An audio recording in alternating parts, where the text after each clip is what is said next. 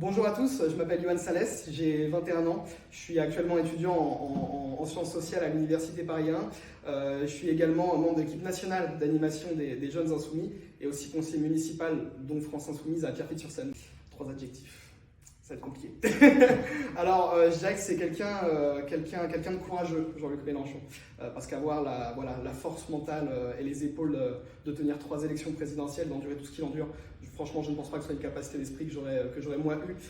Je dirais que c'est aussi quelqu'un qui est à l'écoute. Jean-Luc Mélenchon, il a vraiment su s'entourer d'une équipe jeune qui apporte une vraie plus-value et qui est vraiment là, qui l'écoute vraiment. Il fait vraiment en fonction d'eux et ça fait vraiment plaisir à voir. Et je dirais que c'est aussi quelqu'un de passionné, Jean-Luc Mélenchon. Écoutez Jean-Luc Mélenchon parler de littérature ou de géopolitique, franchement, on pourrait y passer des heures, au même titre que je pourrais passer des heures sur qui est Jean-Luc Mélenchon.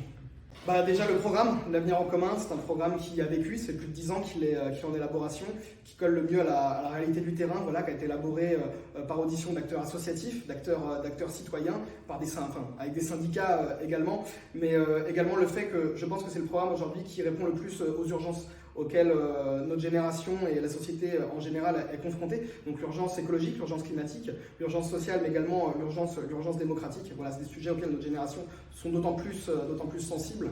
Et puis voilà, quoi. Également la question de la mise en application du programme. Aujourd'hui, nous avons quand même de bonnes chances relativement au reste de la gauche d'accéder au pouvoir. C'est un programme, nous incarnons un programme de rupture, mais un programme de rupture qui peut être appliqué. Et ça, je pense que c'est important de savoir que voilà, c'est pas de l'utopie, contrairement à ce que l'on pourrait entendre.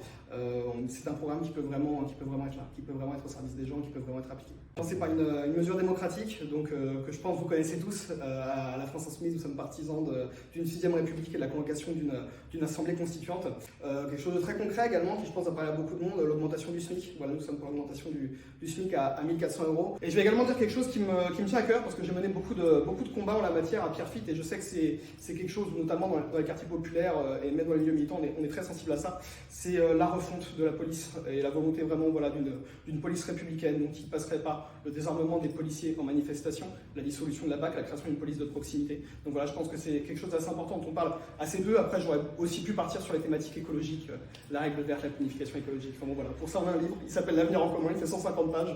Donc allez lâchez-vous, si vous voulez des propositions, il y en a. Alors, absolument pas. Pourquoi? Parce que j'estime que ça n'aurait été que de l'hypocrisie, voilà, tout simplement. Comment mettre d'accord des personnes qui, sur beaucoup de thématiques assez fondamentales, n'ont pas grand-chose en commun, quelque chose qui est tout bête. Voilà, je pense qu'aujourd'hui, quelque chose qui fait assez consensus à gauche, c'est la question de l'écologie, la question climatique. Bon, si on parle des circuits courts, voilà, comment on met en œuvre aujourd'hui des circuits courts sans désobéir aux traités européens, avec des européistes convaincus comme Europe Écologie Les Verts, ou avec des personnes qui ne jouent comme leur survie, que pour leur survie comme le PS. Voilà, pour moi, ça aurait été juste quelque chose d'hypocrite et les soupes de logo, on est au-delà de ça. Je pense que peut-être qu'on s'est mal exprimé, qu'on s'est mal fait comprendre sur cette question. À la France Insoumise, on ne nie absolument pas les violences et les persécutions que subissent les Ouïghours aujourd'hui en Chine. Seulement, les mots ont un sens. Aujourd'hui, l'ONU ne reconnaît pas ce qui se passe aujourd'hui en Chine concernant les Ouïghours comme étant un génocide. Beaucoup d'intellectuels, beaucoup de responsables humanitaires, d'ailleurs notre députée Clémentine Autain s'est très bien exprimée à la tribune de l'Assemblée nationale sur cette question, privilégient le terme de crimes contre l'humanité. Donc voilà, les mots ont un sens. Aujourd'hui, parler de génocide stipulerait le fait qu'on doit intervenir militairement contre ce génocide. On ne pourrait pas rester les bras sans rien faire. Alors, je vais être très clair sur cette question. Je pense que c'est justement parce qu'on n'est pas prêt à faire ce genre de compromission que l'on est prêt à prendre le pouvoir et qu'on est prêt à gouverner. Les gens en ont marre de toutes ces tambouilles. Enfin voilà, on ne fait pas de la politique professionnelle. Aujourd'hui, nous sommes prêts à gouverner et les compromissions, c'est pas fait pour nous. Voilà, on a un programme, il est là, à nous de l'appliquer maintenant. Sans aucune hésitation, Joe Biden, c'est loin d'être un camarade, c'est loin d'être une personnalité politique que j'admire, que j'estime être de mon bord politique. Mais bon, à un moment donné, je reste démocrate.